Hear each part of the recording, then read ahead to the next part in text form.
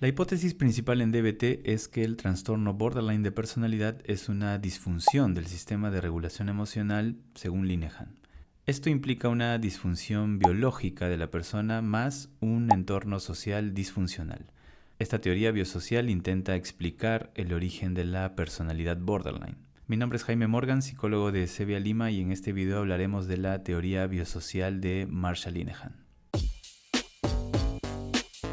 Bien, la dificultad para regular emociones o la desregulación emocional sería la consecuencia de una intensa sensibilidad emocional más una incapacidad de regulación. Es decir, a mayor sensibilidad, mayor es la necesidad de que una paciente se pueda regular, pero esa capacidad en este caso no existe. DBT propone que la paciente borderline sufre de esta desregulación emocional y esto se debe a una predisposición biológica que ellas cargarían consigo.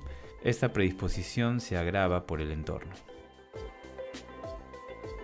Linehan habla de 3 características para reconocer la vulnerabilidad emocional. La primera sería la alta sensibilidad frente a un estímulo emocional, es decir, el umbral emocional de la persona es bajo y por ello reacciona rápidamente. Por ejemplo, puede molestarse, ponerse triste, sentir culpa o frustración más fácilmente que otras personas. Esto inevitablemente genera un impacto sobre el entorno que aprende a irse con cuidado con esta persona y en ocasiones hasta desarrolla mucho temor. La segunda característica sería la intensidad de la respuesta emocional. La primera hablaba de la rapidez en la reacción. Esta implica en cuán fuerte es esa respuesta. Por esto las pacientes pueden ser vistas como muy apasionadas, en el lado positivo, más abiertas a la espiritualidad, a estar desbordantes de alegría, enamorarse fuertemente o perseguir ideales con mucha tenacidad. Pero desde el lado negativo del asunto pueden sufrir igualmente duelos muy dolorosos, pueden pasar del fastidio a la ira,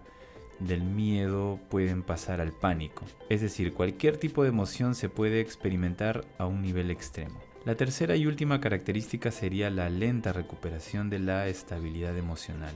Es decir, la paciente se queda más tiempo en un estado de ánimo que parece que la emoción es eterna. A pesar de que las emociones en realidad son reacciones breves, el problema aquí es que las emociones pueden reactivarse una y otra vez debido a que el ánimo suele afectar también los procesos cognitivos. Linehan se basa en el modelo de bondad de ajuste propuesto por los médicos psiquiatras americanos Alexander Thomas y Stella Chess a mediados de los 80, en el que sostienen que para comprender el futuro funcionamiento conductual del niño es importante el grado de ajuste que tiene con su entorno. Es decir, si el temperamento y características del niño encajan con las expectativas del entorno, es muy probable que funcione bien. Caso contrario, cuando el niño no encaja con su entorno en cuanto a las expectativas que tienen, podrá haber problemas en su desarrollo y también en su adaptación al mundo. Linehan notó que no necesariamente un niño con temperamento difícil luego va a presentar personalidad borderline. Tendría que haber algo más, aparte del temperamento, lo que haga que dispare el problema, y a esto ella le va a llamar entorno invalidante. Dado que la gran mayoría de personas puede haber vivido en entornos duros o invalidantes o podemos haber recibido cierto grado de invalidación desde pequeños, este entorno invalidante por sí mismo tampoco sería el causante del desarrollo de la personalidad borderline. Aquí entrarían en juego la sumatoria de vulnerabilidad emocional más el entorno invalidante. Es esa transacción la que da paso al borderline. Linehan dice que se considera entorno invalidante aquel que responde de manera errática, inapropiada o extrema a las experiencias privadas de una persona. Experiencias privadas serían sus sentimientos, sensaciones o pensamientos.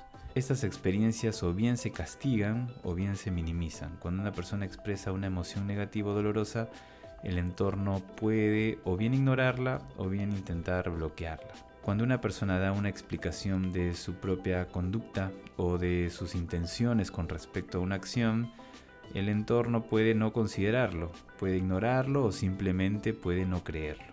Por un lado, la invalidación del entorno suele darle el mensaje de que no sabe de qué está hablando, que sus justificaciones sobre su propia experiencia son absurdas o erróneas. Por otro lado, el entorno puede querer imponerle a la persona explicaciones sobre su experiencia, como por ejemplo decir: yo sé que estás molesta, pero no lo admites, o dar a entender de que la persona miente.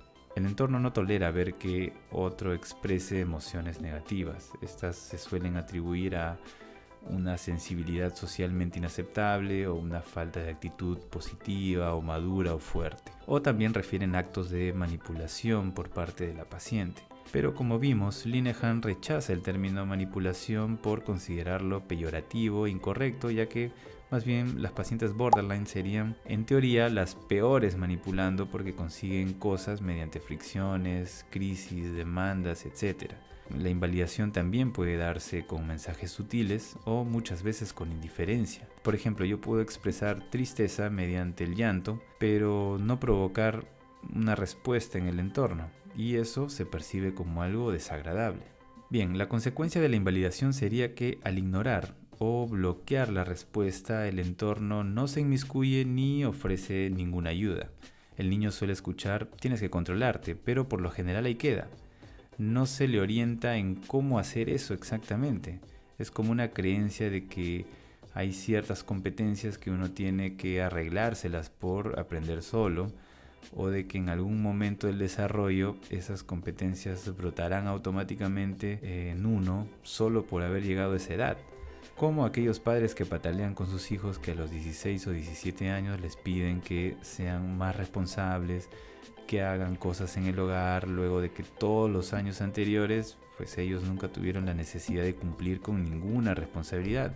Nunca se les inculcó, es más, puede que hasta hayan sido muy consentidos y que todo el mundo les hacía todo. Esto evidentemente traerá fricción, ya que los padres se hacen altas expectativas, los hijos no renunciarán así nomás a sus privilegios. Ahora, el estilo invalidante tiene un fuerte impacto en una persona cuando proviene del hogar. Es lo más común. Pero también puede venir de otros medios, como por ejemplo la escuela, cuando alguien sufre de acoso por parte de compañeros del aula. El ejemplo extremo de invalidación vendría a ser el abuso sexual, además de la violencia física o la violencia psicológica. Todo esto evidentemente tiene un impacto significativo psicológico que muchas personas cargan consigo toda su vida. Bien, la transacción para Linehan implica la evolución de una dinámica cada vez más disfuncional con el tiempo. Esta dinámica puede empezar de manera gradual y complicarse mucho más después. El entorno invalidante se vuelve cada vez más invalidante y la persona emocionalmente sensible aún más sensible. Todo esto en un círculo vicioso negativo, pues muy difícil de romper. Por un lado, un niño emocionalmente sensible demanda más recursos de su entorno de lo que quizás esperaría que haga. El entorno tiene que hacer mayores esfuerzos por ser paciente, ser más comprensivo, más protector y muchas veces dedicar gran parte de su tiempo y economía en atender las necesidades del niño. Ni qué decir cuando en la familia hay más hijos que requieren atención y también los padres tienen que distribuirse entre muchas responsabilidades. Esto va a generar obviamente una sensación de agotamiento, de impotencia, desesperanza, muchas veces cólera y hostilidad hacia el niño de temperamento difícil. Si en un inicio el entorno quiso ayudarlo, en algún momento dado vacilará entre abandonar o no el proyecto. Esto conduce a más respuestas invalidantes por parte del entorno, excesos de castigos, mayor control, además de un debilitamiento de la relación. A medida que el niño crece, demanda mayor libertad, generando luchas inevitables de poder. Debido a la sensibilidad emocional del niño, cada vez más afectado por la respuesta del entorno, se generan mayores crisis y conductas autolesivas que de todas maneras va a afectar bastante a la familia, optando ellos por bajar sus revoluciones en algunos momentos. Desde un punto de vista conductual, el entorno, al ceder ante conductas extremas, las refuerza positivamente y de manera indirecta extingue las respuestas más moderadas del niño. Es este tira y afloja que daría como resultado un patrón borderline en camino. Como hemos mencionado, la idea principal en el tratamiento de DBT es que las conductas borderline tienen la función de regular la emoción intensa, sobre todo las conductas autolesivas o suicidas. Aparte de buscar este supuesto efecto regulador, también podría resultar muy eficaz para poner en alerta al entorno. Dentro de DBT lo principal será poder crear un contexto de validación donde se tomen en serio los problemas de la paciente. Desde ahí se podrá intentar generar la colaboración de ella para trabajar en lo que es necesario para mejorar su situación. El terapeuta debe tener mucha tolerancia y paciencia en el proceso, intentando reforzar y fortalecer las capacidades de la paciente. Linehan dice que no se debe culpar a la víctima, que es a menudo en lo que podemos caer los terapeutas cuando sentimos mucha frustración. Hay que recordar una y otra vez de que la paciente borderline es víctima de su propia situación. Y para que se pueda avanzar hacia algo mejor, hay que aceptar y reconocer la situación actual de la paciente. Con el tiempo y dependiendo obviamente de la severidad del caso, un terapeuta puede perder la brújula y comenzar a asumir de que la paciente no pone su parte o que no quiere mejorar y que está haciendo perder el tiempo de todos. Si bien esto es comprensible humanamente, terapéuticamente no es para nada útil. Si los terapeutas desean mantenerse motivados a ayudar a una paciente, necesitan abstenerse de no verla como víctima de su situación de manera realista y compasiva.